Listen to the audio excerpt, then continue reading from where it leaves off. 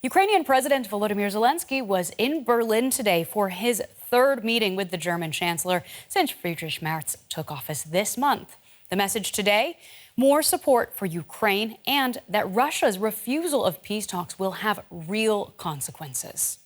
Merz is keeping everyone guessing about sending German cruise missiles to Ukraine, but he gave a firm green light to financing Ukrainian-produced weapons, some of which are thought to have the range to hit Moscow. I'm Clare Richardson in Berlin. You are watching The Day.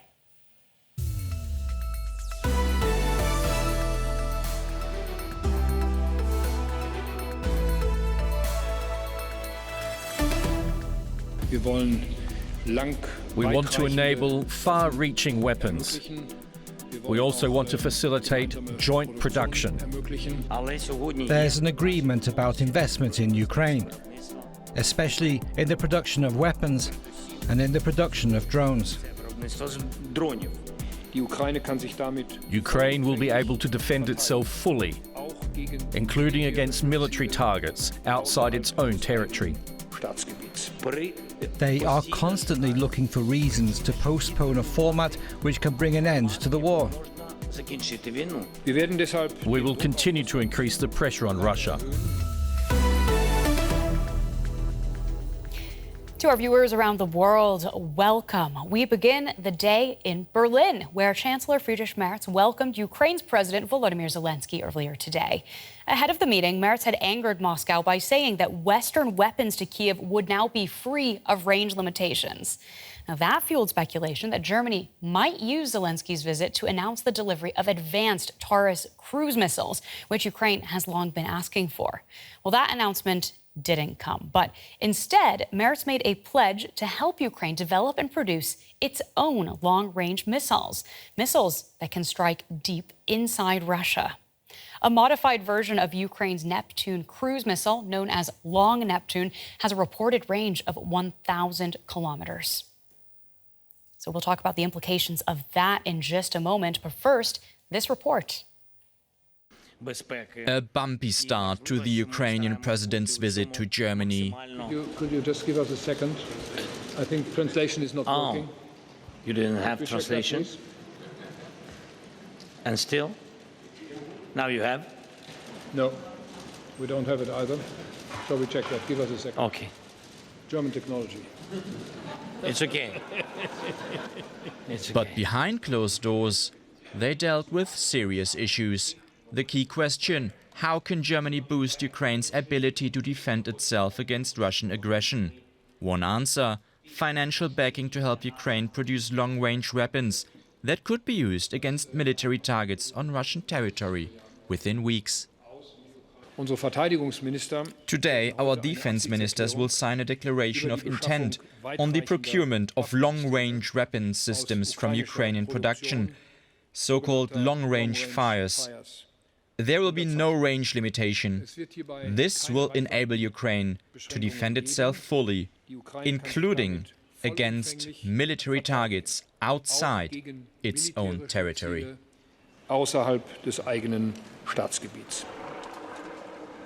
Russia condemned the move as irresponsible. Whether Ukraine will get hold of Germany's most advanced long-range cruise missile Taurus remains unclear. Back when he was opposition leader, Merz strongly backed sending it. Now, as Chancellor, he refuses to debate details of weapons deliveries publicly. But the system is still on Zelenskyy's wish list. Long-range weapons produced in Germany and in other countries. Of course we need them. And we are discussing these issues. Another request from the Ukrainian president: an invitation to the upcoming NATO summit in June, where issues central to Ukraine's future will be on the table. To be honest, if Ukraine doesn't take part in the NATO summit, it will be a victory for Putin, not against Ukraine, a victory against NATO. But, of course, the decision lies with our partners. Merz has made Germany's stance clear, slamming Moscow for continued bombing of Kyiv and slow-stepping peace negotiations. But Zelenskyy is still waiting to see if NATO will draw Ukraine closer into the fold. Marina Miron is a military analyst with King's College London. She has more on the implications of Germany financing Ukrainian production of long-range weaponry. What difference could it make? Well, it's an interesting question because on the one hand, we all know about the Ukrainian-made Neptune missile. Initially, it was made only for the ship version, but there are now variants both for land and air, and Ukraine has used it quite several times. However, the missile is very expensive, and of course, it can be modified. Producing, for instance, the chassis of the weapon is also expensive, so the different variants are expensive, and I assume that part of the money will go into that sort of missile on the one hand. On the other hand, President Zelenskyy announced in August 24 that Ukraine was working on its own ballistic missile. No more details have been revealed in that regard, and I assume that Ukraine also has difficulties financing such projects, especially given the fact that Russia is targeting different production sites and different players which could be involved in the design of different components of such missiles, because usually engines are made, for instance, by Motor Siege, by Ukrainian Motor Siege. The design is done somewhere else, and therefore it's very difficult to produce anything in those conditions. So one part would be to finance this. The other part would be to also maybe invest into more protection of those facilities responsible for R&D of long-range ballistic and cruise missiles, of course. And how much do you think this German financing can do, and how significantly would a boost to production change Ukraine's capabilities and its war plans? Well, in terms of production, it's very difficult for Ukraine to scale production. And one of the sectors where Ukraine is very good at innovation, but not very good at scaling, is drone production. Missile production is even more complex. So we're talking about timelines that cannot be clearly defined, how long it will take to produce a certain amount of missiles. The problem is that even when Ukraine starts producing, it will not be able to outproduce Russia. And this will always create an asymmetry. That being said, of course, long-range weapons, say the Neptune missile, which had a reported range of 280 kilometers, is not a bad thing because it's already adjusted to the weapons that Ukraine has, and the armed forces know how to use this missile. They can modify it based on the use on the battlefield, based on the exigencies of war, and they can, of course, target rare areas, logistical nodes, so make things more complicated for the Russians. But I don't think that it's going to be a strategic shift per se, because of all the difficulties, because of constant air bombardment that Ukraine is facing and the shortage of air defenses. For more, I'd like to welcome Gideon Rose, an American foreign policy expert and an adjunct senior fellow at the Council on Foreign Relations, currently also an Axel Springer Fellow at the American Academy in Berlin, focusing on the future of European security in light of challenges such as Russia's invasion of Ukraine. Who better to talk to about all of this? Let's start with this idea of Germany financing Ukrainian arms production. It's thought that there are some Ukrainian-designed cruise missiles that would have the range to even hit Moscow. Does this plan suggest that Chancellor Merz is not worried about Vladimir Putin's red lines?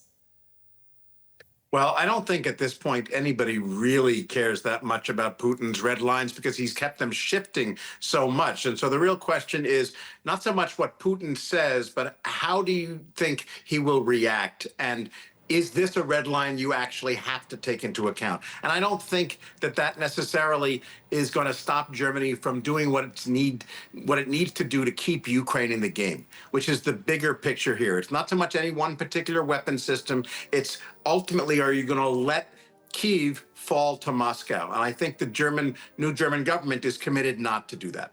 And yet it has been ambiguous about whether or not it would supply Ukraine with Taurus missiles. How do you think that factors into the balancing act between deterrence and then the risk of escalation from Moscow's side? Well, I think at this point, deterrence really isn't operative. The question is, will Ukraine have the actual capabilities needed to hold off current and future Russian attacks and use whatever weaponry it has to make its own punishing strikes on Russia. And I think it's less important about the deterrence and the signaling. It's about, do the weapons ultimately flow and what kinds of weapons? There's coalition disagreements inside the German government now, and I wouldn't take an ambiguity or a lack of precision in the commitments to necessarily mean the weapons won't flow. The question is, they will flow when, keep your eyes on the actual movements and payments for weapons and the kinds of things, rather than official statements on either side or any side about what's happening, because they're not a good guide to what is actually going to happen next. But given the need that you've spelled out there, do you think strategic ambiguity is a credible doctrine in this context? Why politically pursue this as a policy? So, no, it's not a credible doctrine, and you wouldn't be doing it if it was by choice. The real dilemma here is Russia has attacked from the east, and the United States seems to be abandoning Ukraine and Europe from the west. And that is leaving a fundamentally demilitarized Europe on its own for the first time in several generations, and nobody is really prepared to do with that. Nobody's prepared to deal with that situation. So the new government in Germany, the Merz government, and other governments elsewhere on the continent are struggling to figure out, are the Americans really going to abandon us, or is it just bullying to get us to spend more and do more burden sharing? And so they're trying to generate more funds, appease the Americans, and help the Ukrainians all at the same time. And nobody has a good playbook for how to do that. So do you think European leaders are still too complacent in hoping that Trump will, at the very minimum, continue support long enough to have a managed transition to a bigger European role for Ukraine? So that's an interesting point. I think they're complacent. I think what you just described, the U.S. sticking around in order to provide a transition period in which we still supply intelligence and enabling capabilities and nuclear deterrence, while European countries step up to provide more funds and forces. I think that's a legitimate positive outcome that ultimately American policymakers have been asking Europe to do for decades. There's nothing that the Trump administration has said that Bob Gates didn't say at Munich 15 years ago. The difference is that these guys actually mean it and are essentially doing so in an abusive way, saying we're leaving. But hopefully the end result is that Europe steps up enough to play the kind of junior military role in the alliance, but a legitimate military role that it can play, and that would help deal with, let's say, European regional security threats like Ukraine. There's no reason the United States is the only one who should be keeping Ukraine in the game, given Europe's potential strength. And the question is, does Europe finally recognize that it has to do more now? And I think the answer is yes. But now the only question is, will the U.S. walk away before that happens? Yeah, I think you're right. Putin's foot dragging in the peace process has been called out by European leaders. And actually, President Trump addressed that today. Let's take a listen. I'm very disappointed at what happened a couple of nights now, where people were killed in the middle of what you would call a negotiation. I'm very disappointed by that. But at this point, we're working on President Putin, and we'll see where we are. I think we're doing fine, but we'll see. I don't like what's happening. That's one thing I'll say. I don't like when I see rockets being shot into cities. That's no good. What do you make of this increasing change of tone from the U.S. president? Do you see him potentially moving to a harder line against Putin? I find it very hard to imagine Donald Trump taking a harder line against Putin, because he clearly has a soft spot for the guy. He clearly sees him as the sort of authoritarian leader of a country that, like he wants to be.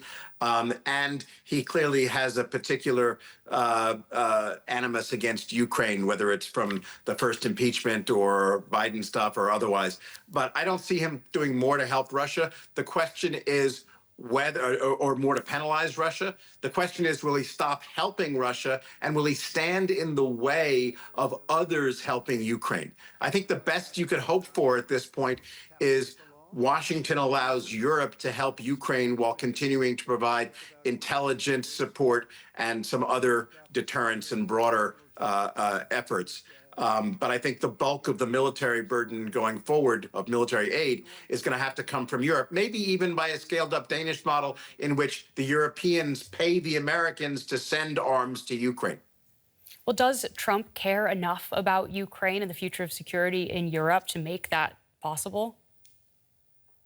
So he doesn't care enough to do it himself, but he might care to avoid the debacle of seeing Kyiv fall or funding or creating a true deep rift in the alliance between the United States and Europe that would accompany a full-scale withdrawal or abandonment of Ukraine.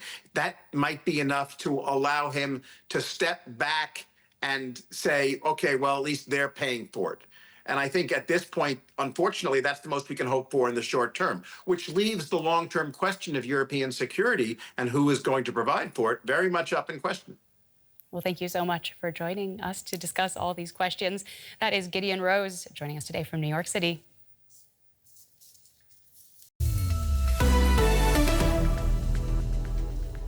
So after barely a month in the job, Chancellor Friedrich Merz has thrown Germany's full support behind Ukraine's defense. The new chancellor has also struck a more hawkish tone with Russia than his predecessor, Olaf Scholz, did. And that has drawn accusations from Moscow that the German leader is warmongering. Here is Merz's response. There has never been more diplomacy from the European side in this war than in the past 3 weeks. And in very close coordination with President Zelenskyy and with close coordination with President Trump. I hope that Russia recognizes this and that they take seriously our desire at all levels to come to negotiations, to come to a ceasefire and to peace talks. If Russia doesn't do this now, they will prove to the world that they have no serious interest in talks and want to continue this war militarily. So let's talk more about the man who's taken over at the top in Germany. I would like to welcome John Kampfner, a journalist, author, and commentator on German affairs. Good to see you, John. Friedrich Merz pushed for the delivery of Taurus missiles to Ukraine back when he was leader of the opposition. Obviously, it hasn't happened now that he's chancellor, but do you think this silence on the issue is the policy that we can expect, or more like a signal that he's hamstrung by his dependence on his coalition partner, the SPD? Good evening, Claire. I mean, it depends on whether you want to see the glass as half full or half empty. I must say I'm impressed with Merz so far in his only 1 month in charge so far. Which puts me in a minority because most German commentators pretty much dismissed him even before he took over. But his approach to Putin, his staunch support for Ukraine, his tougher language on dealing with Donald Trump, and separately his tougher language towards Israel suggests that he is really seeking, whether he succeeds or not is another matter, but to restore Germany's place, or maybe to give Germany a new place right at the heart of foreign policy, not just in Europe, but in the wider world. Yeah, well, that is the question, right? Is this just tougher rhetoric, or do you think we will actually see a real change in Germany's policy now that Merz is chancellor? Well, on the point about Taurus, the long-range missiles, as you said in your introduction, he's slightly hamstrung by, as ever in German politics, it's both its strength and its weakness, this whole approach to the necessity of having coalitions and coalitions with parties that quite often don't see eye to eye on all kinds of important things. And his deputy and the finance minister, called Lars Klingbeil, made it pretty clear he was not in favor of the giving permission to these long-range weapons that have been very much the long discussed, the Taurus weapons, even though the Social Democrats' defense minister, who was defense minister in the last government, Boris Pistorius, who's really been, I think, a fabulously strong defense minister, is in favor. Now, by not stating what kind of weapons Germany and Ukraine are going to work towards, That could be either, as you say, strategic ambiguity, which is the kind of thing that the French and Macron have always been doing, or it's trying to make a virtue of necessity and trying to hide the fact that they can't do those weapons, but they'll try and do others. We don't know yet. Yeah. Now, Merz has also upset the Kremlin with his statements this week on lifting those range restrictions for Western-supplied weapons to Ukraine. Now, of course, also the financing of Ukraine's own weapons production. You know, how much of a difference do you think this will make compared to what we saw under the previous government of Olaf Scholz? And does that really show that he's willing to be stronger on Putin? To be honest, to upset the Kremlin is a necessity because the Kremlin Putin invaded Ukraine in February 22, has shown absolutely no serious desire to deal in a meaningful way with Ukraine, in that he has been either wittingly or unwittingly helped by Donald Trump's incredibly curious approach to Russia, sort of vacillating between almost a love-in with Vladimir Putin and emotional outbursts about him. Putin at the moment is running rings around Trump. The Europeans know it. Merz knows it. He has forged a strong alliance, or at least joined the strong alliance that France's Emmanuel Macron and Britain's Keir Starmer and Poland's Donald Tusk have already formed. Ultimately, Europe isn't the major player here. Ultimately, it is the relationship between the United States and Putin, between Trump and Putin. But Merz is trying, and he is trying together with his allies to influence the debate and to say to Zelenskyy that even when the chips are down, we're going to try at least to prop you up to a point where when peace talks do finally take place and all wars eventually end, Ukraine won't be in as bad a position as it is now, or at least it won't get even worse than it is now. It seems that American support will be critical in whichever constellation comes out in a future possible ceasefire. And I'm curious what you make of Merz's personal relationship with Donald Trump, whether the two leaders are likely to get on in the weeks and months ahead. That is the absolute acid test, and we don't know. They haven't met yet. The Germans, one assumes, have been trying to get a meeting between Merz and Trump. We know what happens when meetings go wrong in the Oval Office. We saw that famously, infamously with Zelenskyy. We saw that recently with South Africa's President Ramaphosa. Merz will be wise to that whenever that meeting takes place. I think when Merz originally got the leadership of the CDU and the German election campaign began in earnest just after Christmas, he was pretty confident that he could get on with Trump. And then viewers may recall at the Munich Security Conference, the sort of the Davos of security, which took place a week before the German elections in mid-February. And the US Vice President, J.D. Vance, launched an astonishing attack on democracy, on Europe, an embrace of Germany's far-right AfD. And for Merz, who is a conservative, but in no way an extreme, for that was deeply, deeply shocking. And it has made him reassess just how on earth he is going to try and deal with Trump. It is a very different brand of conservatism, isn't it? Even though technically on paper, both Merz and Trump would go under that broader umbrella. Do you think they're more united or divided by this, by name, common political creed? Oh, I mean, I would not. There is a totally different school of thought between mainstream conservatism. One thinks back in American terms to Ronald Reagan, in British terms to Margaret Thatcher. They are a million miles away from Donald Trump or all the other populists out there, because they broadly conformed, whether you agreed with their politics or you disagreed with their politics, they broadly conformed to the post-war architecture and to the rule of law, which is something that Trump has just thrown in the trash can. So it is a very, very different approach. Merz, as the other leaders are trying to do, tries to talk the same language and a polite language about Trump in his press conference earlier today with Zelenskyy, the Ukrainian president who was visiting Berlin. Merz, almost every sentence was, oh, and thanks to Donald Trump and our friend Donald Trump and our friend the Americans. This is just an attempt to make a very tense situation a little bit less problematic, and also very mindful of the fact that for Donald Trump, so much is about personal ego, and that personal ego is changeable and brittle. Well, John, it's been an absolute pleasure speaking with you. Thank you so much for taking the time. That is John Kampfner. And thank you so much for watching. Make sure to stay informed, stay engaged, and stay in touch. You can follow our team on social media. Our handle is @DW News.